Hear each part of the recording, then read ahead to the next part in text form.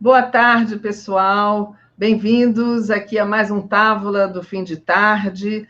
Eu sou Regina Zappa, estou aqui super bem acompanhada pelo Renato Aroeira, pelo Miguel Paiva. Boa tarde, Aroeira. Tudo bem? Como é que você vai, Regina? E aí, Miguel? Tudo bem? Você já estava de cabelo cortado semana passada, Aroeira? Não, né? Estava. Eu não reparei, engraçado, só reparei hoje. O Sérgio até falou que minhas melenas tinham ido. Eu falei? Não, o Sérgio. O Sérgio. O Sérgio falou que minhas melenas tinham sumido. Eu preciso cortar o meu também. Hoje a gente já está com muita gente aqui esperando. Hoje a gente tem uma surpresa. Já tem aqui uns comentários. Isabel Ambiedo, prefeita Manuela, todo mundo dando boa tarde. Gilvan Soares, grande prefeita Manuela Dávila, por que será que eles estão falando isso tudo? Fernando Nascimento, boa tarde, Manuela Dávila, grande prefeita de Porto Alegre, Manuela Dávila. Temos um novo membro aqui, Adriana Panzan, muito obrigada, Adriana agora é novo membro aqui da TV 247. A Líria Romero Dutra dizendo, grande Manu, Porto Alegre precisa de você para voltar a ser feliz. Então, estamos aqui, olha, Mucambo, Ceará, o Paulo Souza dando boa tarde na expectativa. Caterine Castro, grande Manuela, Porto Alegre merece a sua competência e carisma. Ótimo, estava gurizada medonha. Que bom, né? Gurizada é bom. Enfim, estamos aqui numa expectativa porque hoje a gente tem uma convidada muito especial, que acho que todo mundo já sabe, Manuela Pinto Vieira Dávila, que é jornalística, política brasileira, filiada ao Partido Comunista do Brasil, foi deputada federal pelo Rio Grande do Sul entre 2007 e 2015, deputada estadual de 2015 a 2019, candidata a vice-presidente da República na eleição de 2018, na chapa do Fernando Haddad, e agora a Manuela está em primeiro lugar nas pesquisas na candidatura à Prefeitura de Porto Alegre. Agora vamos trazer a Manuela de verdade. Oba, vamos lá. Era só o retratinho que eu desenhei, agora é ela. Manuela está aí na sala de espera, tomando cafezinho? Está ali esperando para entrar aqui. Então, entra. Manuela está em primeiro lugar nas pesquisas e a gente tem alguns assuntos para tratar com a Manuela. Tem uma... Mas a gente vai deixar ela entrar para a gente falar isso com ela. Deve estar chegando aí. Enquanto isso, deixa eu ver... Ela não estava, então, ainda. Hein? Ela não estava na sala ainda ou já está? Não sei, vamos perguntar para o Sérgio. Esqueci de apresentar o Sérgio de Braga, que está aqui sempre com a gente, aqui nos bastidores. O Sérgio é o nosso membro fantasma. Um piloto e navegador. A Manu ainda não chegou, mas ela já vai chegar. Pois a gente... Membro fantasma. Um piloto e navegador. Bom, vamos daqui a pouquinho está aí, a gente tem uma bela de uma pauta. A gente tem uma pauta importante, inclusive, para tratar com a Manuela. A gente sabe que, não sei, acho que foi semana passada, uns dias atrás, o Eduardo Bolsonaro praticamente declarou guerra à Manu, e, claro, porque ela está na frente das pesquisas e convocando as pessoas a atacarem a Manuela pelas redes, de alguma forma. Vamos ver o que a Manu tem a dizer sobre isso. Na verdade, gente, a gente combinou com a Manu 5h05, falta 1 minuto para a Manu entrar. Chegou, olha, alguém... Chegou. Tudo bom? A gente estava tão ansioso que a gente te apresentou um pouco antes da hora e ficamos aqui na ansiedade esperando você. Muito obrigada por estar aqui com a gente. É uma honra, uma alegria enorme. Eu estou num ambiente diferente, fazendo a live, eu estou aqui ajustando a minha luz. Não, só luz está ótima. Nos trinks. Acho que estou, né? Nos trinks é coisa de gaúcho. Não, nos trinks é coisa de uma senhora. Não, nos trinks acho que a juventude não entende mais. Sabem que eu roubo umas gírias do meu marido, que eu tenho 39, ele tem 50, E aí eu acho, assim, super inusitadas, tipo assim, que creme, né? Umas coisas assim. Essa deve ser Porto Alegre. Essa deve ser daí, porque creme é assim, que confusão, sabe? Que creme. E aí eu me dei conta que eu tenho várias que já são assim. Muito bom. Sabe que eu da nossa geração aqui do Rio, a gente passa umas gírias também. Você acabou de me dar um grau nas minhas gírias. Essa é uma gíria nova, que eu sou do outro dia. Não, tem umas assim que eu não... Quando começou o tal do fada sensata, não fazia nenhum sentido para mim. Fada, que é uma coisa abstrata, ser sensata, que é uma coisa racional. Falei, bom, é sinal que a gente está descontextualizado mesmo.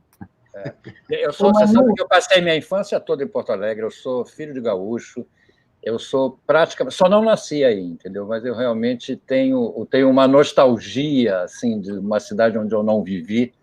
Em Porto Alegre, tem muitas histórias em Porto Alegre, adoro Porto Alegre, e fico muito feliz que você esteja quase lá, entendeu? Chegando Isso que eu queria que a Manuela contasse.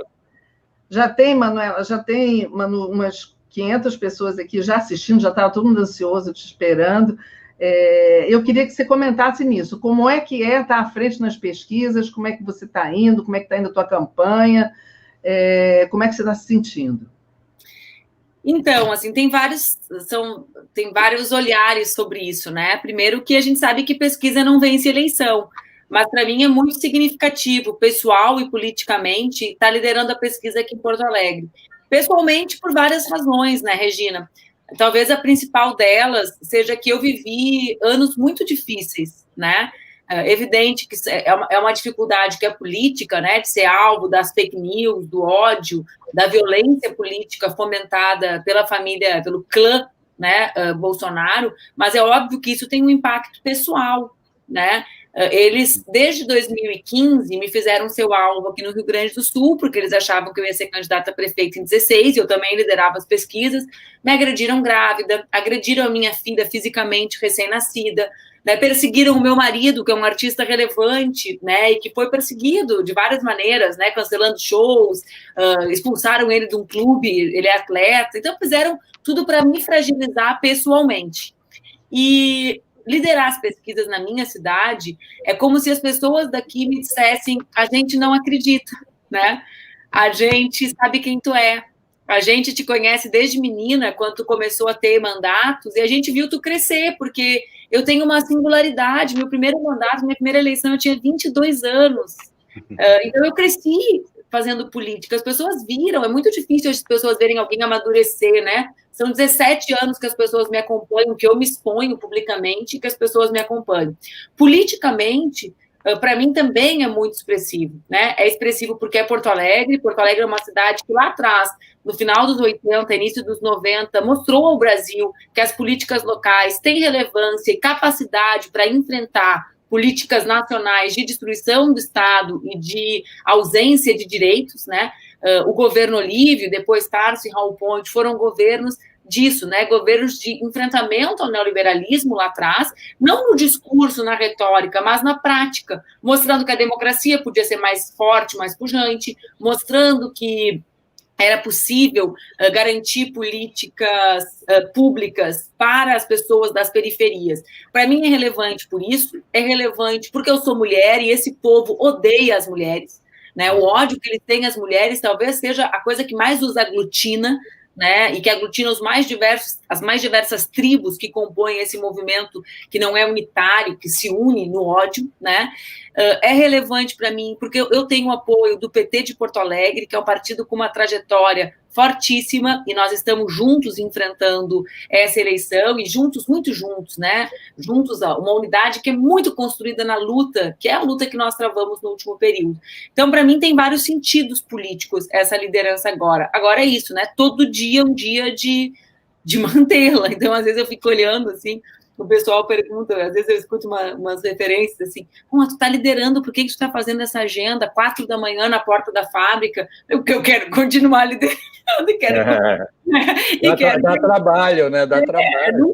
Para mim nunca foi fácil nada, nunca tive papai bozo, né, para me promover, e eu, assim, sempre foi com bastante trabalho, né? Então, Enfim, eu estou feliz pela nossa unidade, pelo nosso programa. Eu tinha muita preocupação com isso. Já estou falando demais, vocês me cortam, tá? Vocês estão autorizados. Não, já vou entrar com a pergunta. Não vai ser uma pergunta, tá liberado.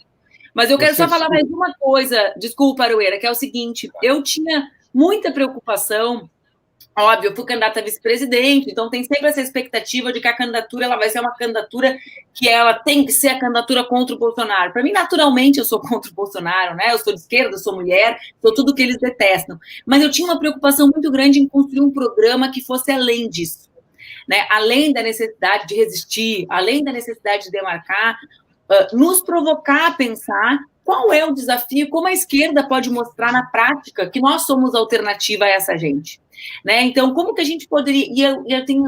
a gente conseguiu construir um programa muito ousado, né? Baseado na ideia da economia comum, baseado na ideia da participação popular e do governo colaborativo, baseado na ideia de que é possível que a prefeitura tenha um papel. Essa era uma preocupação dramática minha, que a prefeitura tivesse um papel na garantia de políticas de trabalho e renda, novas formas, na economia solidária. Então, eu estou feliz também com o que nós estamos apresentando para as pessoas como alternativa concreta ao que o bolsonarismo representa na vida concreta, fora do discurso, fora da fake news, fora da polarização que eles tentam fazer ideológica a partir das mentiras e dos jogos de cena que eles representam. Deu? A minha pergunta era, você ainda se apresentar. Você começou no movimento estudantil, se eu não me engano? Comecei no movimento estudantil. Sim. Isso é uma coisa interessante, porque a atividade política dentro da universidade é bem típica de momentos em que você não tem muito outro lugar para agir e age lá dentro. Geralmente é seguida, como aconteceu durante a outra ditadura, de um movimento sindical expressivo que explode, e aí o movimento estudantil passa a ser linha auxiliar. Então, acho que isso explica um pouco por que eles odeiam tanto também a universidade. E aí eu pensei, você é uma confluência de vários dos fatores que eles odeiam mesmo. Mulher, militante, movimento estudantil, universidade. Você é uma política de esquerda. Significa que você tem os trabalhadores na sua mira. Mas eu acho que tem mais um negócio interessante aí. Eu vi o Zé Disseu falando recentemente que a gente vai voltar ao bairro. Também vi o Haddad comentando sobre que a política real acontece na cidade. O que eu percebo é o seguinte, este é o grande lugar onde você vai recuperar as pessoas para empatia. Claro. Essa política, eles tomaram um lugar ideológico que é abstrato, e é difícil desencastelar eles dali de cima, no cru, sem nada a dizer. A cidade tem o que dizer. Eu tenho falado que, assim, eu tenho dito para todo mundo que bom que espero que a gente eleja bancada, que é até mais importante do que prefeito, mas isso é uma mentira branda que eu falo para mim mesmo, porque eleger um prefeito do campo popular vai ser uma vitória. Numa cidade feita Porto Alegre, vai ser muito significativo. Mas já fez isso Porto Alegre. Tem uma tradição, histórico, por isso eu acho que essa liderança vai continuar. Sabe, Aroeira, é bem interessante isso que tu fala, né? Ao mesmo tempo, a minha origem é a política local. Né? O meu primeiro mandato foi um mandato de vereadora, eu disputei outras eleições de prefeita, eu várias vezes, né, num outro tempo, eu imaginava assim, olha, se um dia eu for parar de fazer política, eu quero parar na Câmara de Vereadores, porque é o espaço mais perto da mudança, assim, a gente olha a mudança acontecer, sabe? Então, a política municipal, ela faz bem para a alma de quem luta, que nem a gente, porque a gente consegue ver a transformação acontecer. Eu vi que alguém perguntou aqui o que dá para fazer com um governo federal como esse. Em primeiro lugar, eu sempre penso, né? Nós resistimos porque eles nos impõem a resistência. A nossa vocação não pode ser resistir. A nossa vocação tem que ser governar, transformar a vida das pessoas, certo? Eu acho que é importante que a gente retome a perspectiva de qual a razão nós lutamos. Eu não luto para fazer discurso contra a fome, eu luto para que o povo não tenha fome. E isso significa governar e garantir, né, que as pessoas não sintam fome. Não é para fazer discurso sobre fome que eu sou militante. Não é. É para combater. Não é para fazer discurso sobre mulheres desempregadas sem vaga em creche. É para garantir que essas mulheres tenham uma vida com dignidade, que os seus filhos sejam tratados como a minha filha. Então, assim, para mim, a política municipal, nesse momento, mais do que nos outros, pode não é que nos devolver, porque eu não sei se nós saímos também, como alguns tentam nos rotular, mas pode nos reconectar com quem são as pessoas que vivem. Sabe aquela piada que a gente tem? quem é, da onde vem, do que se alimenta, sabe? Quem são as pessoas que vivem no mundo, no nosso planeta agora, certo? Vê bem, lá atrás, a política mudou muito rápido, gente. Em 2005, no meu primeiro ano de mandato, a sucursal da Globo, aqui, a RBS, fez uma matéria inteira sobre o mau comportamento de parlamentares, me usando como referência. Por quê? Porque eu usava o Orkut para prestar contas do meu mandato. Hoje, a internet ocupa... Imagina um político, um candidato a prefeito agora sem Facebook, o que eles diriam? Então, eu estou usando isso como uma referência, né? Eu já sou alguém que é fruto das redes. Lá atrás, quando eu comecei, já tinha redes. A gente já usou as redes. As pessoas diziam assim, ela é um fenômeno, como ela fez 500 mil votos, né? 10%, 8%, 9% dos votos do Estado. É porque as pessoas estavam fora de um espaço de construção social, que era a internet. Então, como é que a gente consegue convergir, né, esse pé no barro com a luta que acontece nas redes, com a disputa por uma nova hegemonia na sociedade? E eu acho que o pós-pandemia colocará desafios que tornará a nossa relevância ainda maior. Por quê? Porque nós voltamos a viver, como diria aquela música do Renato Russo, como há 10 anos atrás, né? Nós voltamos a viver como... Por quê? Porque eu nunca fui uma adulta com crianças na sinaleira. Eu fui uma criança com crianças na sinaleira. Eu tenho 39 anos, esse era o Brasil dos anos 80, início dos 90, correto? Eu sou militante porque eu era uma criança que chorava com as outras crianças em situação de rua. Mas eu não fui uma adulta com crianças nas sinaleiras como estão agora. Eu fui uma adulta, vocês percebam, gente, eu tinha 22 anos quando eu me elegi vereadora e já era o meio do primeiro governo Lula. Eu fui uma jovem e uma adulta nos governos Lula e Dilma, com pleno emprego. Eu fui uma jovem, início da minha vida na universidade, com o Fernando Henrique, desemprego da juventude. Depois, dos meus 20 anos em diante, foi as nossas conquistas. Então, percebam que agora, mais do que em qualquer outro momento, Aroeira, a nossa vitória, a vitória do nosso campo, talvez seja mais importante na cidade do que foi nos últimos 20 anos, porque voltará a fazer muita diferença para as pessoas terem políticas que garantam a dignidade, né? Como era 20 anos atrás, ou 30 anos atrás, porque eu estou falando assim, 20 anos atrás, porque 20 anos atrás eu já era até militante, né? Um pouco mais atrás. Deixa eu te perguntar. Vou mudar meu título para Porto Alegre. Pois é, o Rio de Janeiro está com essa inveja. Tá todo Deixa eu te perguntar uma coisa. Eu tenho pai, avô, bisavô, descendentes gaúchos. E sei muito bem, herdei na veia, mas não fui contaminado pelo machismo gaúcho, que é clássico, né? É uma coisa que a gente, aí em Porto Alegre, vivia o tempo todo e virou até piada, virou literatura, isso tudo. Como é que você confirma isso, você lida com isso, você tem que enfrentar, além de todas as dificuldades que você relatou, que você tem, por ser de esquerda, por ser mulher, por ter uma filha, por ter um marido, você enfrenta também essa dificuldade atávica que o gaúcho tem de ser machista e não suportar a ideia de uma mulher tão brilhante, inteligente e cheia de futuro quanto você? Obrigada por todos os elogios, Miguel. Aliás, o nome do meu vice é Miguel, eu acho o nome de vocês lindo. Eu detesto que chamam o Rosseto de Rosseto, eu fico pensando assim, uma mãe escolheu esse nome, o filho aí chama o cara de sobrenome, mas vamos lá. Eu já refleti muito sobre essa tua provocação, sabe, Paiva? Na verdade, assim, eu não acho que nós somos mais machistas que o brasileiro médio, né? Isso...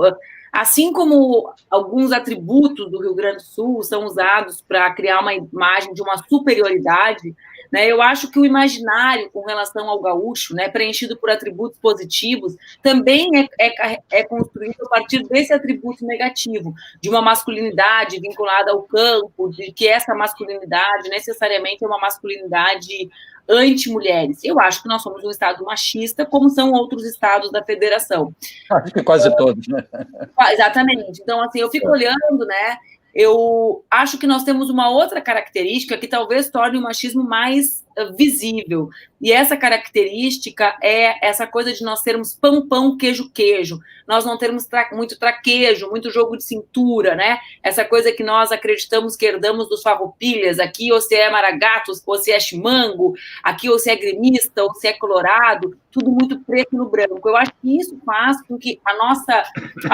Eu tenho um amigo paulista que me diz assim, tu precisa entender, tu acha graça numas piadas que tu faz, mas elas não são engraçadas, elas são grosseiras. No máximo, seria assim, algo comparado com um humor britânico, ou seja, né, zero, né, acidez pura. Então, aí ele fala, isso aí é o teu gauchismo, né, essa coisa, assim, a gente ser muito direto, né, e eu acho que, diferente do carioca, diferente dos mineiros, né, eu acho que faz parte das nossas características culturais, e eu acho que isso faz o nosso machismo aparecer mais, sabe? Você precisa de 5 minutos para entender que um mineiro está te ofendendo. Nossa Senhora, eu nunca vi um mineiro ofendendo Depois alguém. de 5 minutos, você entendeu, opa, esse cara está me ofendendo, está me xingando. Mas muito suavemente, muito devagarinho. Eu nunca passei por essa situação com o mineiro, viu? Talvez eu não tenha percebido, porque era... mas então é isso, né? Essa coisa do que é o pernambucano, e acho que tem alguns povos parecidos com a gente, tem relação, né? Nós somos um povo de fronteira, a fronteira estabelece, né? São os povos da guerra, né? Tem um limite a ser defendido, né? Então são características. Vê bem, Pernambuco, que é um estado do Nordeste que eu amo, Pernambuco tem algumas características parecidas com o Rio Grande do Sul, né? A coisa da bandeira, de cantar o hino, a coisa do orgulho do que é ser pernambucano, e não por nada, Pernambuco foi um estado que sofreu muito com a invasão holandesa, né? Então, é um povo que teve a guerra... É uma história parecida, né? Uma história que tem similaridades, né? Com todas as diferenças. Então, assim, eu já pensei muito nisso, e eu acho que eu seria injusta em dizer que eu sofri mais machismo aqui do que no restante do país. Eu sempre sofri muito machismo. Imagino. O Emerson lá, dizendo. Mas, ao mesmo tempo, foi a cidade que me elegeu vereadora com 23 anos, né? Então, enfim, acho que é sempre algo para se refletir. O Manu, a gente sempre se surpreende com o machismo, ele sempre vem de onde a gente espera e de onde a gente não espera. A gente sabe, como mulher, a gente sabe disso. Mas eu queria te perguntar uma coisa, porque a gente está vivendo uma eleição e você está enfrentando, além de ter que ir toreando todas essas agressões e agressões contra a sua família, a gente está num ambiente muito pouco favorável, né? Então, tudo joga contra. Agora, recentemente, teve essa história do Caetano, que queria fazer um show, né, para arrecadar fundos para sua campanha, e, sem mais nem menos, foi proibido. Não era um showmício, quer dizer, ele bem explicou isso, e a lei também explica que isso não é isso que é contra a lei. O que você achou disso e como é que isso aconteceu? E será que ainda tem esperança? A live vai acontecer, Regina, de um jeito ou de outro, né? Na verdade, ontem ainda conversava com a Paula e com o Caetano sobre isso. Em primeiro lugar, a gente tem muita certeza da tese jurídica que sustenta a possibilidade de existir a live. Não é um showmício, né? Não é eu abrindo o sinal das minhas redes e o Caetano fazendo um show, garantindo aquilo que caracterizaria o showmício, quer dizer, um benefício gratuito tentando seduzir o eleitor. É um evento fechado, que as pessoas só poderão entrar pagando, como seria um jantar de arrecadação, que todos nós sabemos, já frequentamos e fizemos, né? Então, é um evento de arrecadação, em que o artista, que é o Caetano, diz com todas as letras: nós estamos captando recursos para a campanha da Manuela, e no caso concreto para a da Manuela e do Boulos, né, que é a live que ele quer fazer. Quem paga vê, quem não paga não vê. Ou seja, é um método de arrecadação que pode ser feito com outras coisas.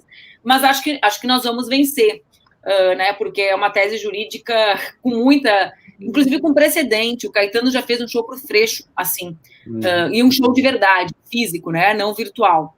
A segunda questão é que, se não acontecer assim, ela vai acontecer de outro jeito. Ele vai fazer a live, né? Vai fazer a live sem ser relacionada com a gente, vai captar na live e depois vai doar a partir da pessoa física. Certo? Eu pensei isso aqui agora. Então, assim, nós já tomamos essa decisão que ela vai acontecer dia 7. Né? Ela vai acontecer de uma maneira, e nós estamos tentando disputar, porque juridicamente é importante que não haja precedente, né, para mostrar que isso não é um showmício, e 2, senão ela vai acontecer e eles farão a doação conforme preconiza a legislação a partir da pessoa física dele, né? Enfim. Boulos é outra liderança do mesmo grupo que eu... Ficou sem som, Aroeira, para mim. A gente não está te ouvindo, Aroeira. O sistema dele faz isso de vez em quando. De vez em quando a gente tem sustos. Não estamos... Não. Deixa eu te falar, é que nem proibir a Carol de gritar fora Bolsonaro, todo mundo vai gritar fora Bolsonaro. E eu acredito que ela também um dia vai voltar a falar fora Bolsonaro, entendeu? Então é a mesma coisa, proíbe o Caetano de fazer o show em benefício da sua candidatura, e ele vai fazer o show, ele vai falar de você, ele vai te dar o dinheiro que ele arrecadar, tudo é a mesma coisa, quer dizer, é uma grande palhaçada, na realidade, que a gente é obrigado a lidar todo dia, né?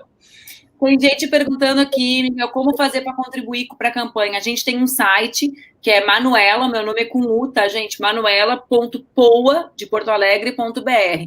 Ali dá para doar direto para a vaquinha ou dá para doar comprando meu livro novo, que é um livro sobre fake news, e aí 100% do recurso do livro, né? Eu comprei os livros, a revista... o jornal o Globo ficou escandalizado, porque eu tinha um patrimônio de 2.000 livros, né? Que eram os meus próprios livros que eu comprei, doei para a campanha, e a partir dessa doação a gente tem feito também a vaquinha. Então, tem 2 opções, todas estão nesse site, manuela.poa.br. Manuela, quer falar um pouco desse seu livro? Conta para gente.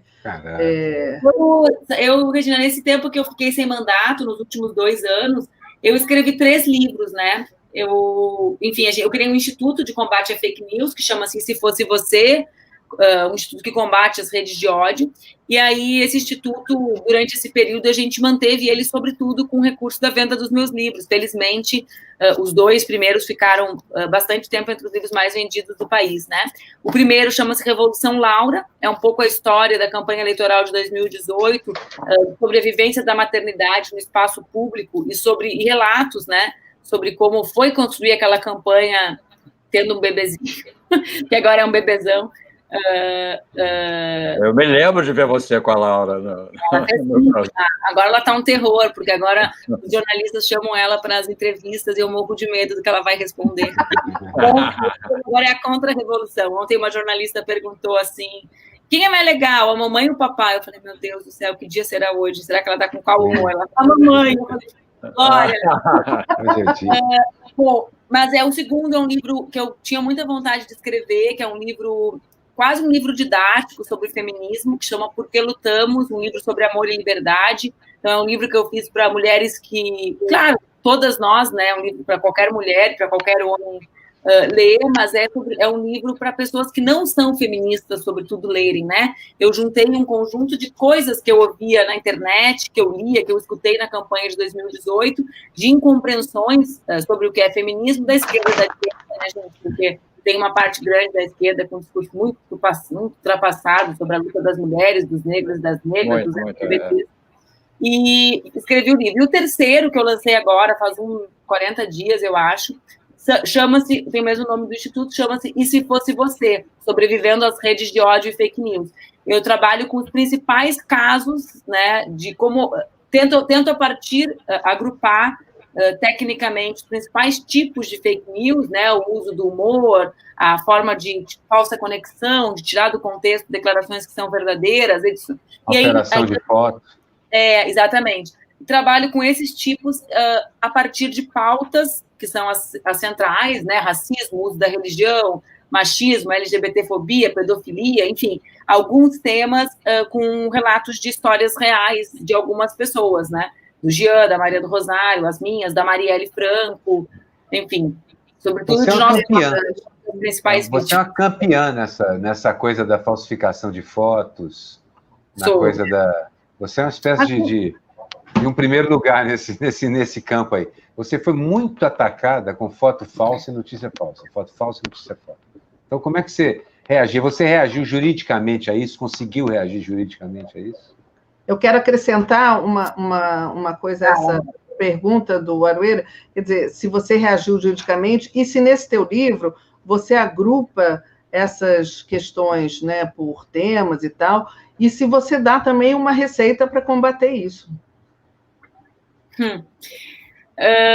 Vamos lá. Eu não acredito em receita para combater isso, né? Porque eu acho, assim, quando acabou 2018 e eu criei um instituto com uma que trabalha comigo, talvez o centro da nossa ação tenha sido justamente a possibilidade de nós qualificarmos, criarmos uma espécie de cidadania digital, entende, Regina?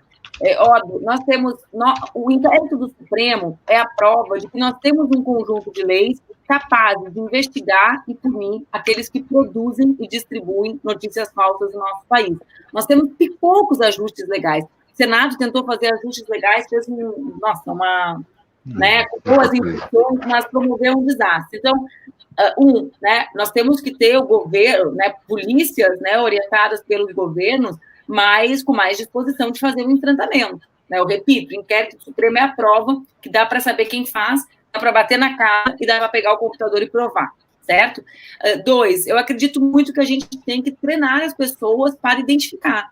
Gente, se eu contar para vocês assim, o que eu recebo, a gente tem uma ideia de quem acredita em fake news, é gente sem acesso, com menor escolaridade. Eu recebo de pós-doutor. Nesses tempos, na pandemia, eu recebi uma, assim, sobre uma doação que a China teria feito para a Argentina, sabe? Aí eu falei assim, tu não acha estranho que a China consiga doar 15 milhões de respiradores? Faz algum sentido para ti, diante do fato da Argentina ter uma população de 38 milhões de pessoas, entende? Então, assim, gente estudada, gente inteligente, com posição. Então, assim, a gente precisa treinar as pessoas para identificar. No livro, eu falo um pouco sobre isso. Eu acionei muitas vezes juridicamente, Eu tenho um comitê permanente de acionamento jurídico. Eu tenho vários protocolos, Eu tenho um protocolo de BO, porque eu recebo muita ameaça, e a gente, claro, não dá para registrar, fazer boletim de ocorrência com 100% delas, mas a gente tem alguns critérios de percepção. Quais as piores, Tem alguns critérios que a gente ajuiza, Então, assim, a relevância da pessoa, a má-fé dela, notória, Então, por exemplo, uma candidata a vereadora esses dias escreveu assim, eu acho que isso é fake news, de tão horroroso, e divulgou, Então, assim, a gente junta alguns elementos, assim, técnicos e políticos, É engraçado, Ela acha que é fake news e divulga. Mas publica, porque sabe que vai ter gente que acredita. E é importante falar sobre isso, Miguel, porque mudou muito, sabe? Eu faço isso desde 2015, Eu sou alvo dessas gangues desde 2015, porque não existe só um gabinete do ódio, existem vários gabinetes do ódio. O gabinete do ódio é que nem Secretaria de Saúde. Tem o Ministério, tem os órgãos locais e municipais. E eles são movimentados a partir de interesses econômicos, e políticos das regiões.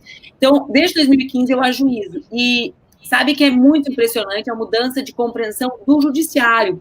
Por quê? Porque lá atrás eu cheguei a ter decisões, eu tive uma coisa horrorosa de uma médica obstetra que fez um texto no dia que eu tive a Laura no hospital, e o juiz disse que eu era obrigada a aguentar aquilo, porque eu era uma pessoa pública, Agora não, agora sim, é muito difícil a gente perder, certo? Porque tiveram uma noção do impacto. Acho que o caso do Felipe Neto, também fez com que as pessoas tivessem um pouco a noção da dimensão. Isso eu falo no livro, porque felizmente eu atrasei para entregar o livro e consegui incluir o caso do Felipe. Mas para a gente ter um pouco a noção da dimensão, o Felipe teve num dia 1.496, eu acho, vídeos retirados. Ele fez um tweet sobre isso, talvez eu esteja errado um pouquinho o número, tá?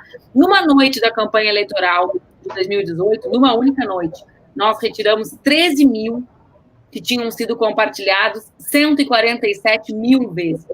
Caramba! Entenderam o volume, a diferença com relação ao caso dele? Então, assim, agora parece que tem mais efeito, Parece que as pessoas sabem mais. Mas tem como controlar isso, Manu? Tem como... Há uma fiscalização desse tipo de coisa? Não. Ela fiscaliza, suponho. O Facebook melhorou hoje, O Facebook coloca lá um selo de que tem precedente, enfim, tem precedente de que a informação é que a notícia é falsa. Mas ele não impede de circular.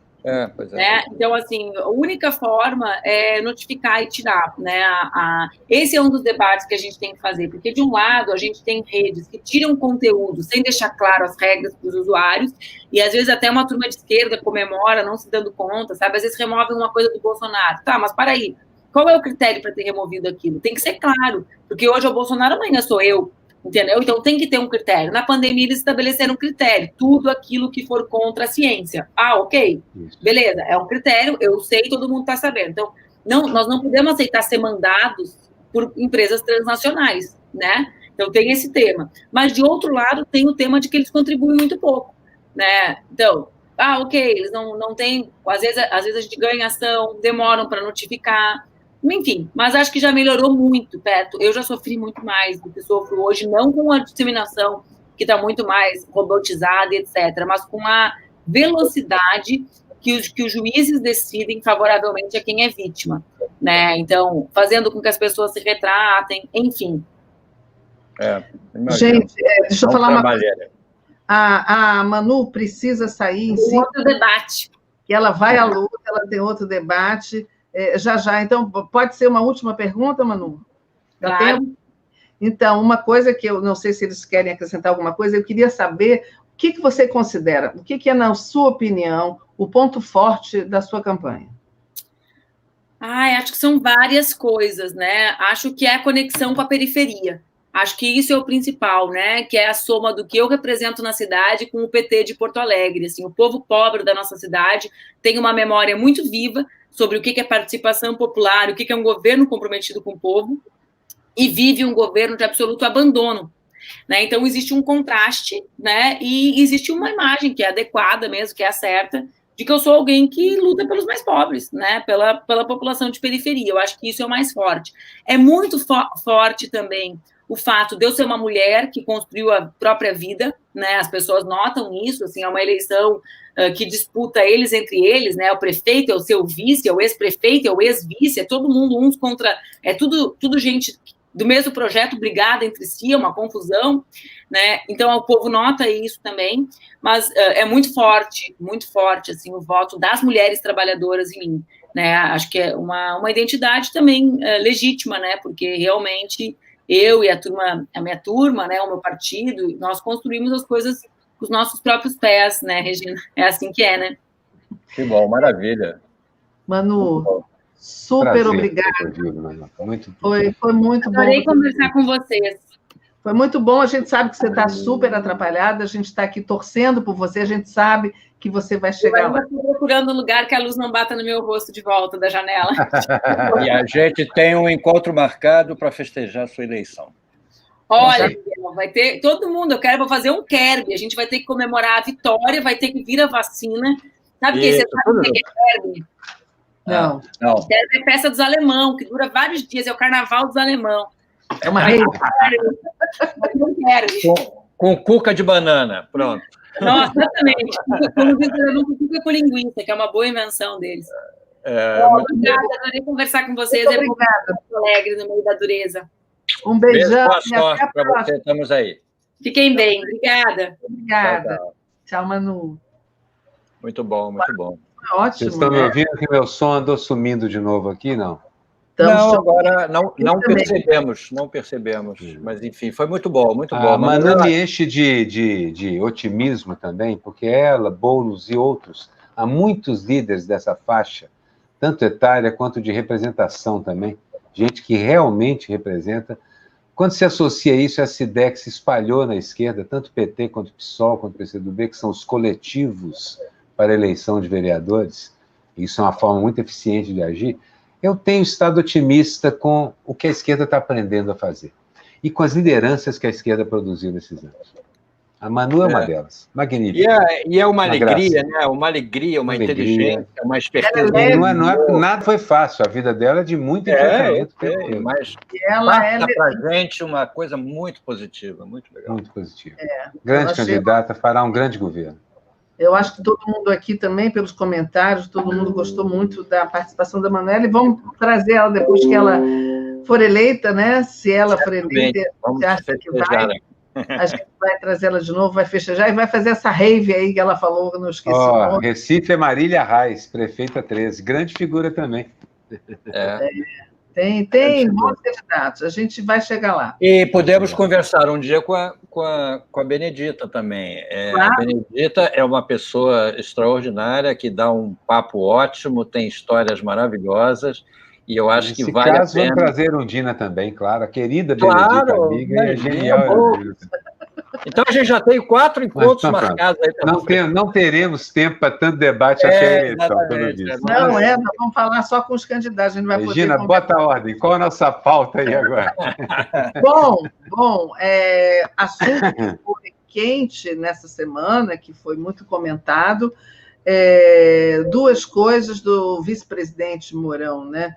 Primeiro foi a fala dele sobre o Ustra, né, o torturador que foi condenado, foi o único torturador condenado, e que ele diz que é um homem de honra que respeitava os direitos humanos dos seus subordinados.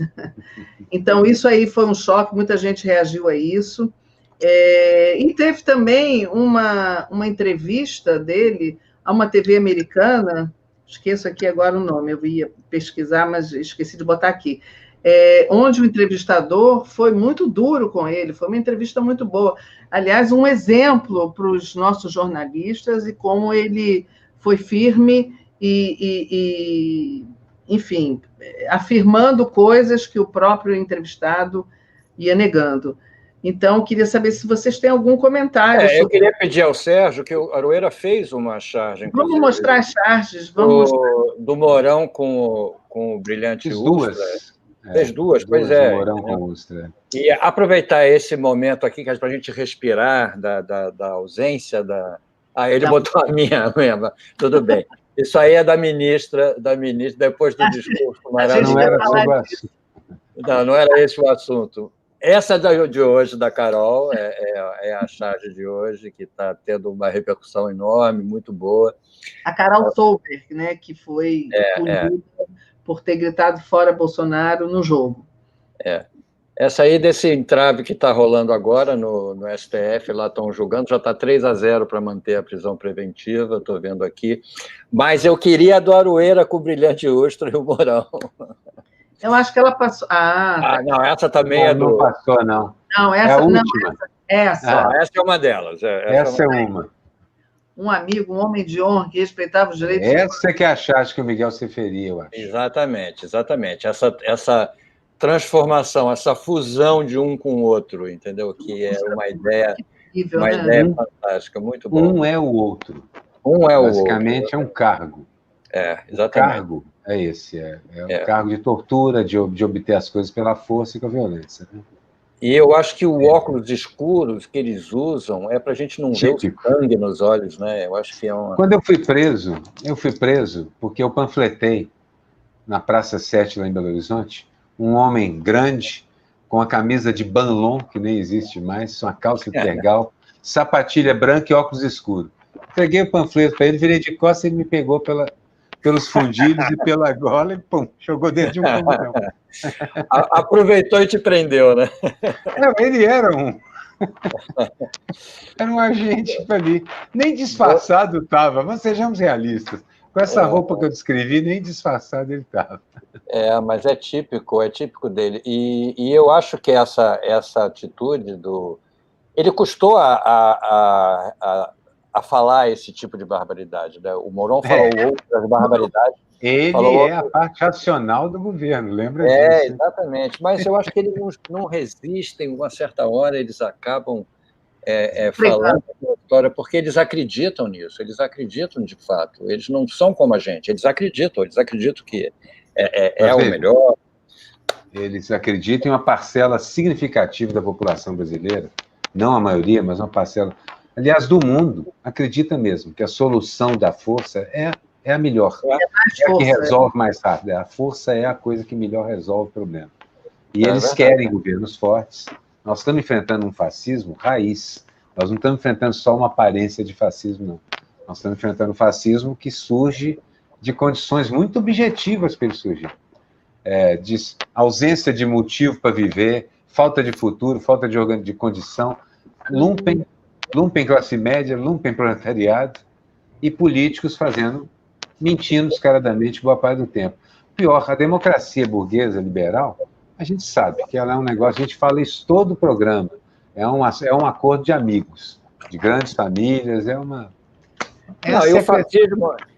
esse fascismo se associa também ao remanescente de machismo, de racismo e de tudo mais.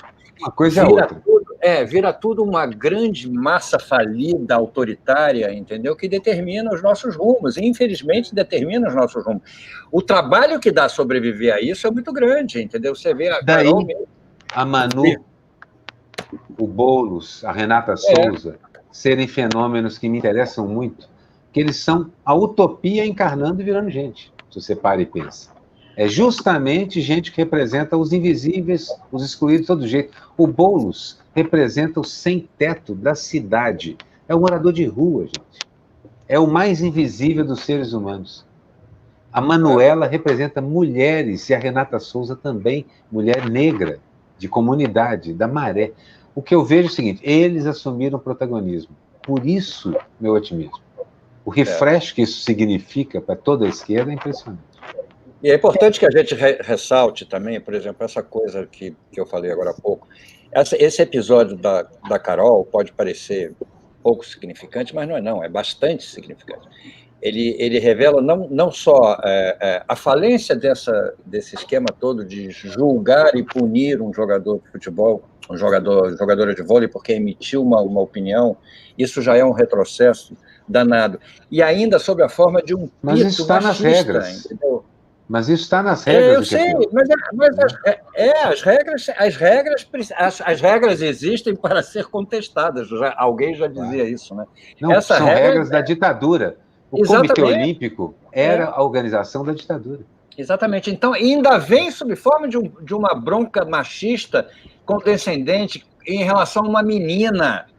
Eles consideram isso. Menina, você se comporte, senão a gente vai te botar de castigo, entendeu? É isso. Enquanto que os meninos, os jogadores de vôlei, fazendo os elogios ao Bolsonaro, não acontece nada com ele. Primeiro porque faz elogios, e depois porque são homens. É óbvio. Não só meninos, mas tente ser gay no mundo esportivo. O Comitê Olímpico Brasileiro. Também. Então, na verdade, assim, que eu vejo é que o Comitê Olímpico Brasileiro... O futebol um pouco menos, porque o futebol virou mais um antro de corrupção, a CBF e tal, porque aquilo mexe com muito, é um esporte muito popular. Mas os esportes olímpicos, todos eles, ficaram sob égide do Exército. Na verdade, o Comitê Olímpico Brasileiro sempre foi organizado com aquela estrutura da ditadura. E, se eu falar em machismo, gente, a gente sabe também que em muitos esportes brasileiros não é mais do que simplesmente machismo. O que a gente tem é estupro, violência contra a mulher, é muita coisa séria. Muita coisa séria. Não é fácil. Democracia significa também abrir caixas desse tipo de coisa, né? Que os atletas tenham um pouco de voz no que estão fazendo, pelo amor de Deus. Precisam ter, como os americanos escreveram, né, Black Lives Matter. Estão reescrevendo a história por causa disso. Né? Exatamente. E tem uma coisa que esse procurador, a sentença ontem, ele falava sobre manifestações religiosas também. Gente, o que tem de atleta de Cristo, o que teve de atleta de Cristo se manifestando, mostrando camiseta com logotipo Cristo, sangue de Cristo, Jesus é fiel, essas coisas todas. Eu até compreendo a espiritualidade, porque o atleta precisa ser um cara que... Mas por que ele incluiu a religião nessa crítica que ele faz? É a hipocrisia dele, porque todos fazem, entendeu? E eu acho que todo mundo tem o direito de fazer sobre tudo, entendeu? É óbvio. Miguel, o que a gente mais tem visto atualmente é a hipocrisia, né? Você vê pessoas pregando a morte e a tortura e falando em Jesus, em Cristo. São fariseus. Eu nunca vi tanta hipocrisia como a gente tem visto agora. Mas, gente, eu vou correr aqui com os assuntos que a gente já está com pouco tempo. E é verdade. A Manuela é fascinante. A gente, por mim, ficava o programa inteiro só conversando com ela. Só um complemento. O especial do Porta dos Fundos esse ano vai ser Teocracia em Vertigem, brincando com democracia em vertigem. Imagina o que eles vão fazer. Muito bom, muito bom. Tomar cuidado com as bombas, né?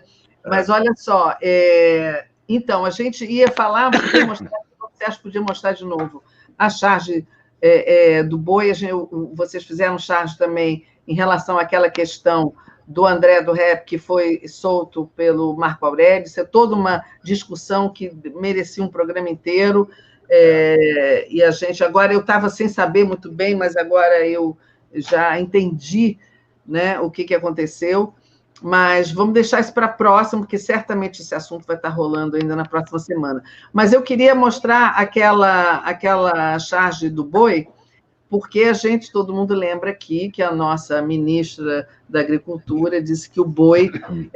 agora, o novo bombeiro brasileiro é o boi, porque ele come o capim, ele evita o incêndio, e o ministro Salles também foi ao Congresso, falou a mesma coisa. E eu só queria lembrar, antes de vocês comentarem, nessa semana também teve uma matéria na televisão que o ministro pegou um aviãozinho e foi jogar água misturada com um produto químico retardante de fogo. E que muita gente, já, inclusive acho que um cara do IBAMA disse que não podia ser usado, ele foi demitido, essas coisas. Pode. Aí entrou um outro que permitiu, enfim... ele é um produto químico misturado na água, ele é lançado pelos aviões sobre a vegetação, ele aumenta a capacidade de retenção do fogo, mas ele acaba com o solo, ele acaba com as folhas, ele acaba... E é muito esfoliante, né? Para as pessoas também. E para toda a ecologia. Os Salles disse que isso é usado no mundo inteiro, nos Estados Unidos, Israel, não sei o que, eles vão mentindo, eles vão juntando informação. Quem é que vai contestar? Ninguém vai contestar. O problema é que eles pegam pedacinhos, a gente estava conversando isso na reunião de pauta, eles pegam pedacinhos de informação científica verdadeira e jogam na mesa misturado com um montão de falsas, de fake news. Uma, por exemplo, o boi é o bombeiro, porque, na verdade, o boi pastando, ele impede que o fogo... Ora, não há mais Pantanal depois que você transforma em pasto. Como é que eles podem sugerir isso? Pois é, como é que eles podem sugerir transformar o Pantanal em pasto? Porque eles primeiro transformaram em pasto. O boi só é bombeiro de pasto. Não é bombeiro de Pantanal. Mas eles querem, de fato, transformar o Pantanal em pasto porque interessa ao agronegócio, interessa a eles, aos parceiros econômicos deles, é claro. Na verdade, o agronegócio sabe que o Pantanal é mais fácil de levar para casa no bolso do que a Amazônia, até por conta da ação internacional. O Pantanal, eles têm...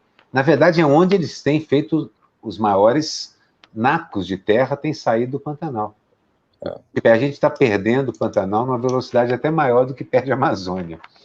É muito alarmante. Eu queria só lembrar aqui de um artigo da Norma Cury, jornalista, no Observatório da Imprensa. Ela cita aquele cientista, o Nobre, esqueço o primeiro nome dele, já vou achar aqui, que ele diz assim para ela, numa entrevista, esta é a década do deserto, são 2 milhões de quilômetros desmatados, nisso 40% da Amazônia pode virar savana, estamos no ponto de não retorno da savanização, as queimadas são 90% ilegais e ainda há suspeitos de que a grilagem esteja interligada ao narcotráfico. Quer dizer, é uma loucura, né? O Brasil é uma certeza.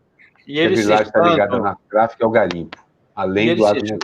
Eles se espantam que o mundo se preocupe com isso, dizendo que o mundo está de olho na Amazônia. Não, o mundo está de olho na Amazônia no sentido de que é fundamental para o equilíbrio ecológico do mundo que a Amazônia exista.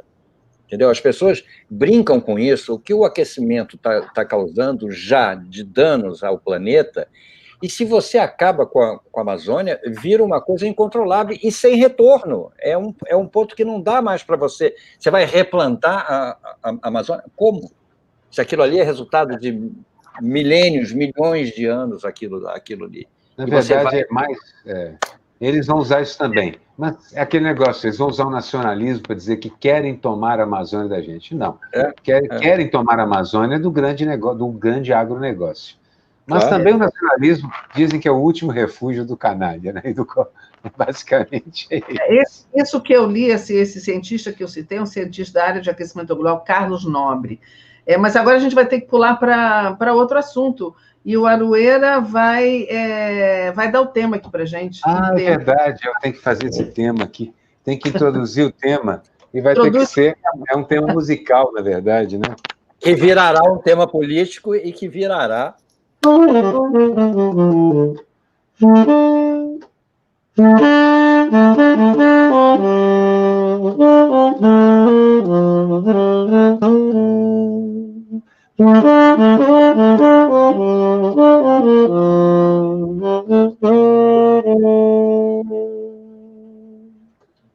Alguém lembra dessa música?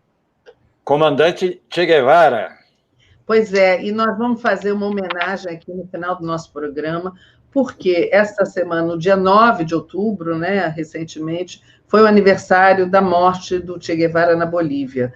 E Bolsonaro, na sua live, falou mal do nosso Che. Claro. Então, e justamente no dia da morte dele. Então, a gente vai fazer uma Lembrando singela... que nossa semana é de quarta a quarta. É verdade.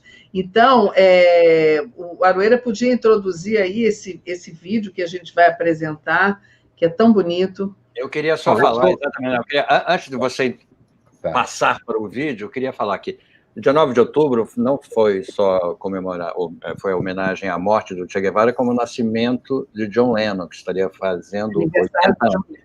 Duas figuras justamente revolucionárias, entendeu? Que fazem parte da nossa história. E o Che Guevara, quer dizer, eu vivi esse período todo do Che Guevara, essa transformação do Che Guevara, das histórias que a gente ouvia longe dele. Achei que o Miguel ia dizer que conheceu o Che Guevara. Não, assisti. Não, poderia até ter conhecido. Você tem lá, o Jânio. Está muito conservado. O Jânio não fez uma homenagem para o Che Guevara, eu poderia estar lá. É verdade, porque não é verdade. A gente ouvia aquelas histórias longínquas, né? E eu assisti um documentário sobre o Che Guevara interessantíssimo que fala sobre o período que ele teve sumido, depois que ele foi embora de Cuba, antes de ir para Bolívia, a experiência desastrosa do Congo que ele teve lá, e é um documentário extraordinário sobre esse período, com imagens fantásticas dele, ele sem barba, aquela coisa dele, ele viajava o mundo disfarçado. Qual é o documentário? Eu não me lembro o nome. O que ele vai para o Congo. Um dentista cubano mudou o rosto dele, fez uma prótese. É extraordinário o filme. Então, eu acho que o Che Guevara é uma figura da nossa história que merece todo o respeito, o grande herói do século passado. Então, vamos passar para o vídeo, porque eu sou um grande fã da música cubana, especialmente porque assim, os ritmos são como os nossos, milhares deles. E uma coisa interessantíssima quando você vai atrás de música cubana, a quantidade de mulheres como instrumentistas de base, como músicos normais e muitos grupos de mulheres tocando. Então a gente vai ouvir essa música que eu apresentei o tema principal dela aqui, mas com uma banda deliciosa que chama, como é que é mesmo, Miguel? A gente tinha escrito Cuerdas Fusion, ou Cuerdas Fusion. Cuerdas Fusion. Hasta Siempre, Comandante. E o autor é Carlos Puebla. Carlos Puebla, que é o autor dessa melodia. De tu bravura le puso cerco a la muerte. Aquí se quedará clara la entrañable transparencia de tu querida presencia, comandante Che Guevara.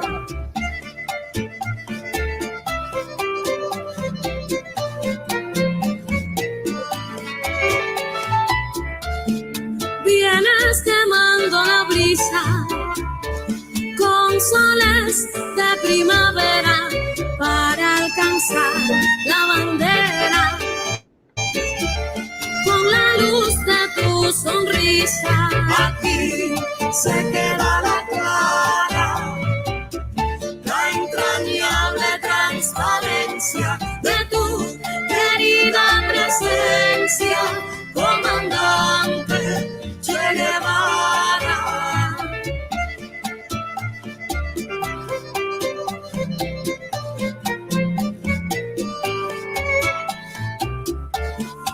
Tu mano gloriosa y fuerte hacia la historia dispara cuando toda Santa Clara se despierta para verte. Aquí se queda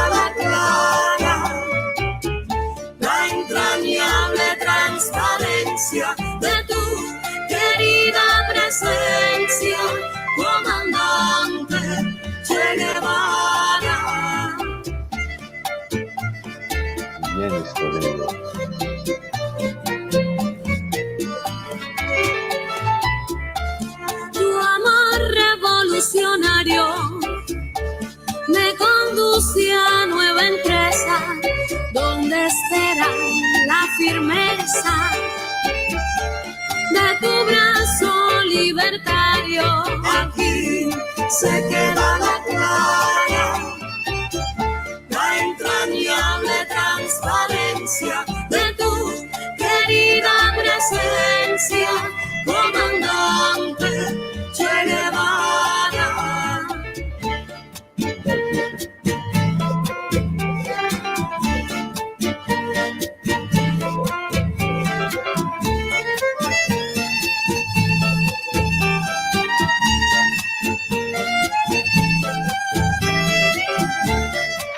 Vocês estão vendo que uma civilização fácil aí.